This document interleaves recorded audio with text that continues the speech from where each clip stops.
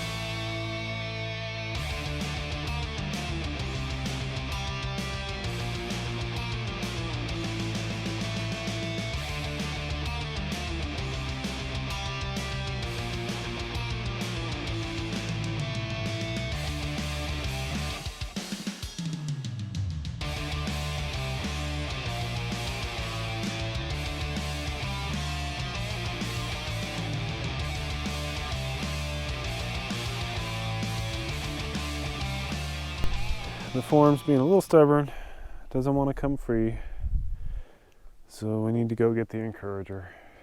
That's a sledgehammer, of course. I guess a little walk and talk then, huh? Well, it's been a couple months since trying to make a YouTube channel. Sounds weird to say, but we still have yet to make an introduction video. We made one, but we accidentally had the microphone turned down, so the audio is all messed up. Of course, we don't get much time with just us two, where we're feeling, it's not the middle of the night, and where we're able to actually record a video. It'd be nice to record one during the day. But anyways, it helps to have Grandma and Grandpa here to watch Avery. That's for sure. Oh, speak of the devil. Can you see him up there? Hi, Avery. Mwah. So, we got to make our intro video, but it's not going to be very detailed, and I really haven't spent much time explaining what exactly we're doing here, and who we're doing it for, and why we're doing it, and why we want to make a channel. I was going to trickle that out in little bits, but yeah, I guess today would be one of those little bits. How long have these lights been on?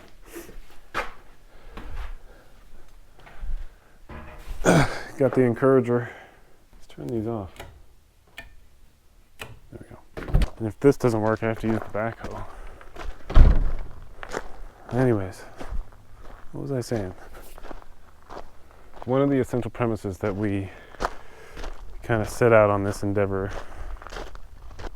was that we had the skills to do everything we want to do, or we have the ability to, with the internet, to find all the information we need to do what we want to do in the future. And that being a permaculture farm for us, and for them, their dream retirement home. The only sacrifice we'd have to make for me doing all the work is just having to wait longer, because obviously it's going to take longer if there's only one person doing the work. As it became clear that we were not going to build a small house, I was stubborn, because I'm more doing this for the activist in me. Like, I feel like I should be doing this. Like, I should be trying to return to a more simple lifestyle, a more carbon neutral lifestyle, and it'd just be healthier. Anyways, that's a whole nother video. So I was stubborn, and I thought I could probably still build this size house if I just worked essentially at least 12 hours a day, every day, for 2 years. That would pretty much more or less equal about 4 years in normal working hours. So I figured if I double timed it at 12 hours a day, I could somehow get it done in 2 years. Funny. I made some compromises in the beginning on time, just because, if I was to build the entire house, that including foundation and the framing and everything, 4 years would definitely be pushing it on a project this big, especially with the pole barn and the garage. And there's just, it's a heck of a lot of floor space and building space. Also, as a compromise to my mother and father-in-law, as far as time, I didn't want this to take forever either. I figured we could get the foundation and the framing subbed out and get the skeleton in relatively quickly and painlessly for me to then go ahead and do the majority of the work on the house without, especially the foundation, providing all the forms necessary would be a huge out-of-pocket cost. And so that alone is almost, especially the type of foundation we had. We have a daylight basement on it and a huge slab. It's a 1,200 square foot slab. There's just no way I could have done it myself. No way I could have done that pour myself. And the framing, it's a pretty big house, and it was a lot of framing, and I figured it would take me probably a good 3 to 4 months to do it myself. And there were some big beams in there that I would have had to have gotten either rental equipment or something special to help me with. Getting back to now. So anyways, we got the foundation and the framing subbed out, and for better or worse.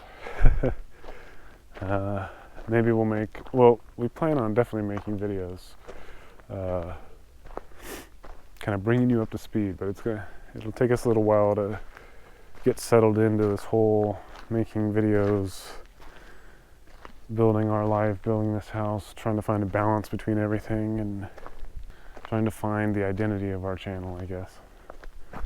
All that ramblings was about our initial premise of just trading time for keeping money in the family, because also it's not just time, it's a lot of money, to hire a crew to build your house, or mini crews, or for all the various phases. It's very expensive. It essentially for us has worked out to having a crew here, like for the foundation or for the framing, and we also had the septic, and we've contracted a lot of work out. We had trees removed.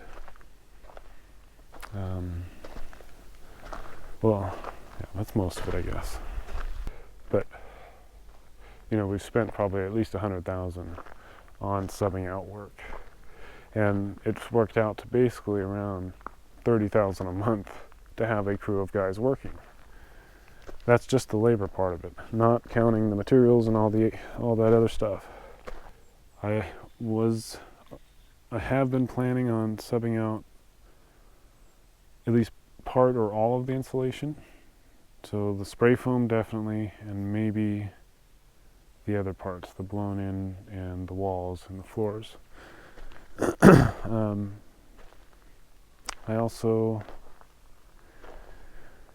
I was planning on subbing out the heating, or at least getting a guy to help me with the heating system, the radiant heating system, because that is probably the most complicated system in the house.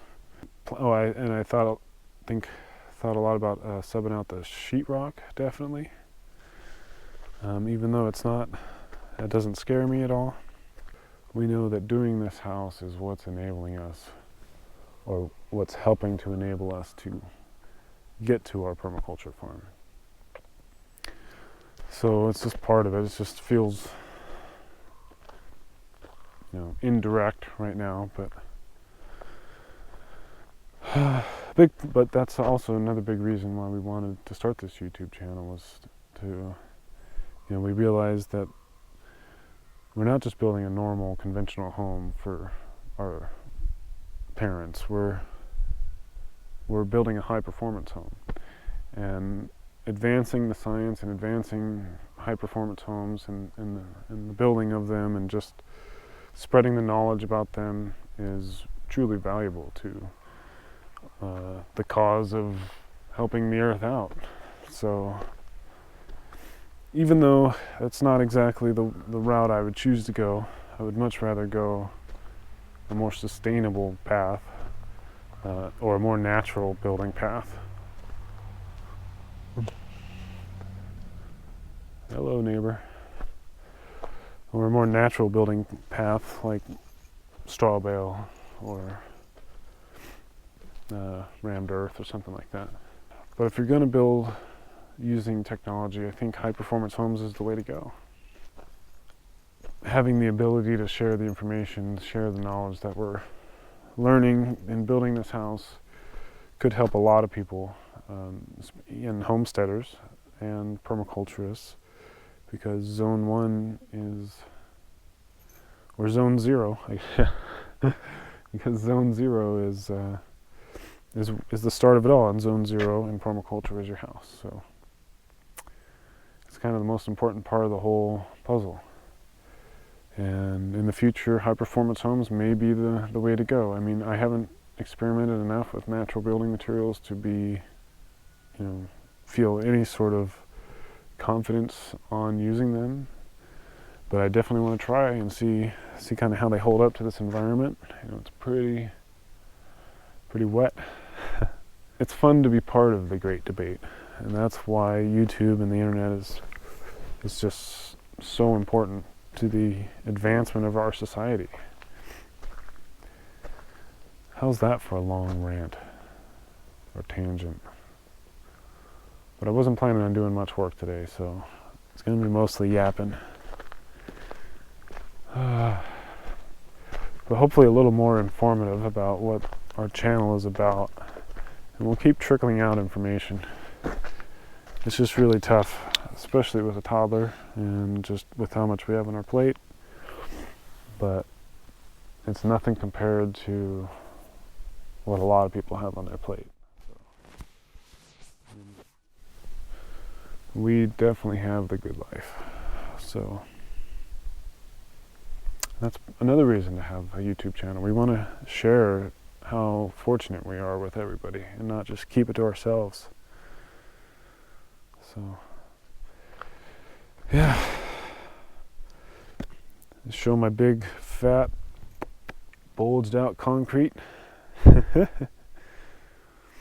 Oh, this took, I didn't mention, or I might mention it, I haven't edited the video yet, but I did the math and it said it was 14 bags, and I ended up using 16, so I got 2 extra bags of bulge and spillage. It's so bulged right now, in fact, that I couldn't get this piece out, which is why I got this bad boy. And hopefully I won't damage anything, and hopefully it moves. Otherwise I might have to get the backhoe and screw on a strap and just kind of gingerly pull up and hope this doesn't shift much.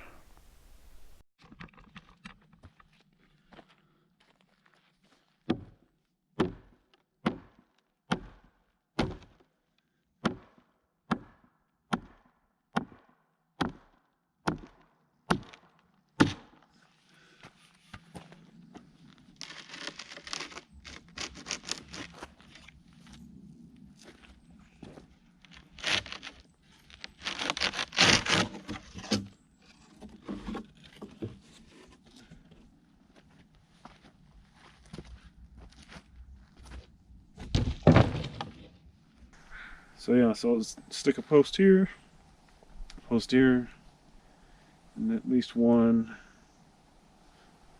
I don't know. I don't know exactly what I was going for here, but I'm gonna make it look okay. I'm just kind of building a gate on the fly. These things are solid as can be. I mean, awesome.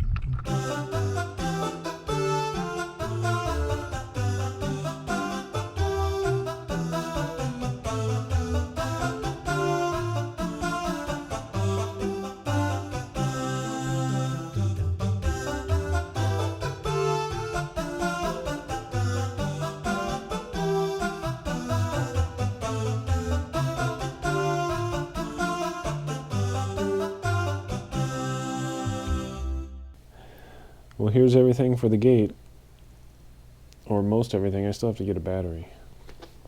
But we got the lock, I got some tube adapters because we have a tube gate, control box, keypad, wires for the control box battery, the vehicle sensor,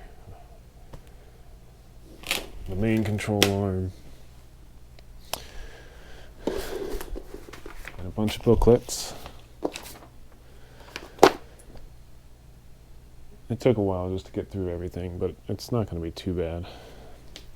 And I think because I'm doing what's called a push to open, these are going to be too short, so I ordered the push to open rods. But I figured I'd get everything laid out.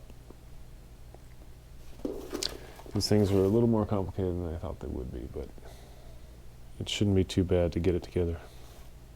Well, I'm decided to do a little more work today. And so I'm going to go ahead and hang this gate. And this gate, so I got the tools I'll need. I got a drill, a level, and it came with these, and I'm just going to go ahead and try it with these. These are not adjustable, but I don't think I'm going to try to get it as level as I can, but I don't think it'll matter too much if it's not 100% perfect. But with how these screw in, you just drill a hole, screw them in, and hope that they come out level, I guess. I've never done these before, so I'm just going to mark it off. I'm going to use my level to see where, see between the 2 points, if that's level. And I guess I'll just try to start them kind of on the same side so that they end up the same distance out. And there seems to be a bit of play. I don't know how, I don't know what normal is, but there's like a good 1/8 inch of play there, so I don't know if that'll cause them to dip down or if it'll just hang level if I put them in level. There's not much trial and error either with these. It's just drill a hole, screw them in, and you can't really adjust it. I guess I kind of move it up and down a little bit, if one hole is bad or something. They sell adjustable gate hangers, and so if these don't work, I could just drill a hole all the way through, and they have like a nut on them so that you can adjust them. So, but hopefully this will work. That'll be the easiest, cheapest route. So, wish me luck.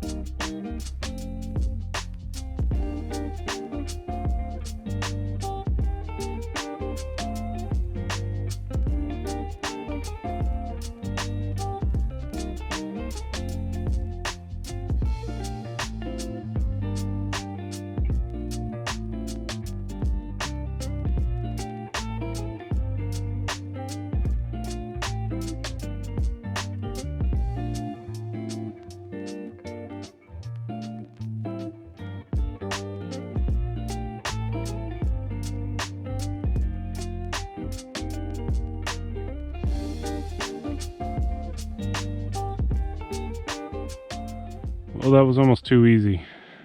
Look at that. Not bad at all. So don't fix it if it isn't broken. Or don't fix it if it ain't broken. The swing's really nice. Next, the opener gets mounted, I think, on the center bar, but there isn't really a center bar. I guess I'll call this one the center bar. And then I gotta chisel this out so it's got a nice flat spot. Of course, it's right where I pre-chiseled it out with the tractor. But that's no big deal. I'll just make a nice cutout right here. Then a bracket goes there. And then it comes with this. I need to get the longer level that's coming. So it'll come out this way. And then the big beefy opener gets mounted here. And then its attachment gets clamped to this gate. And so it'll be a push to open. So when you pull up to the keypad, boom, it'll open like that. So it'll push its way open. The other thing I have to do is install a lock. And this is kind of in the way. I might have to take the grinder and nip this off. But I got to attach what's called a zombie lock. That's what the name brand is, but it's just a lock.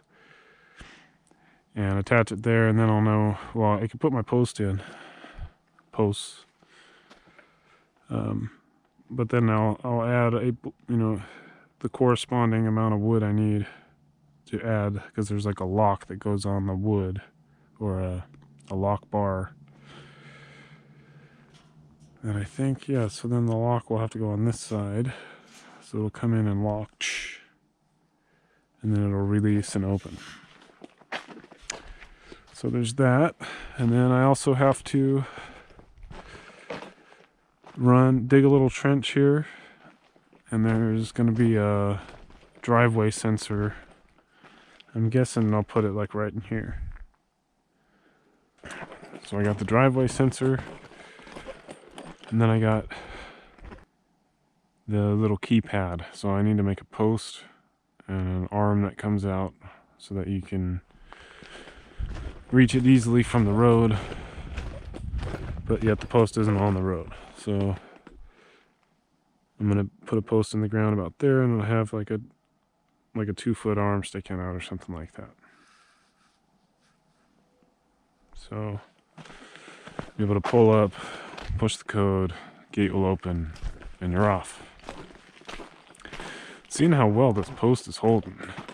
I mean, I could compact it a little bit more. I got one of those tamping. I got a handheld compactor. I should definitely compact around that a little bit more. But I'm thinking it doesn't even really need the supports, and I could almost just make this a pedestrian gate. Might look a little nicer than the bars coming across.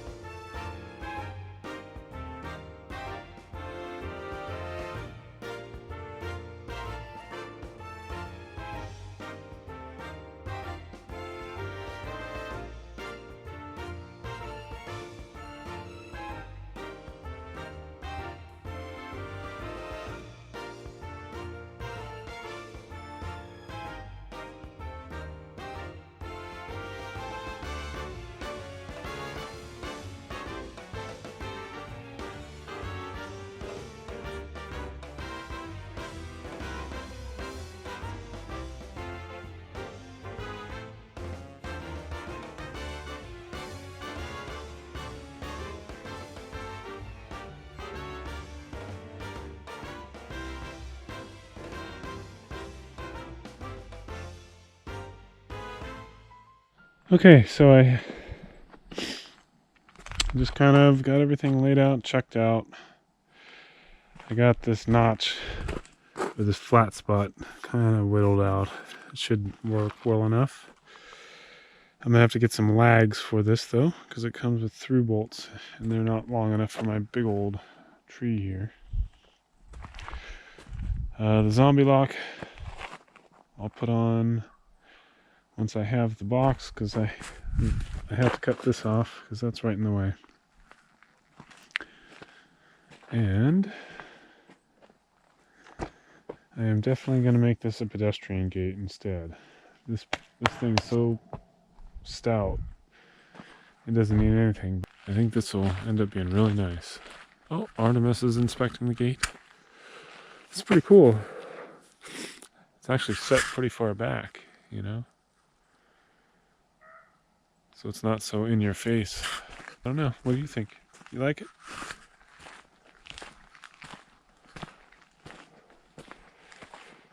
So, what do you think, Artemis?